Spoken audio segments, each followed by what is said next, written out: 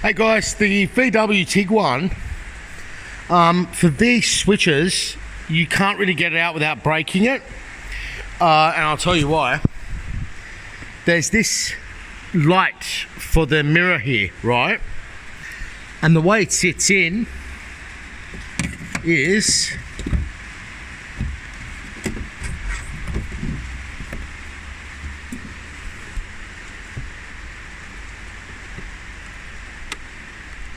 so the way it sits in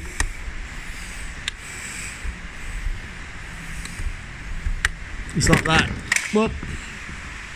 Okay, it's very very strange setup. I had a new one the other day and it wasn't like this. That's the way the switch, that wire sits. So you can see it's coming up.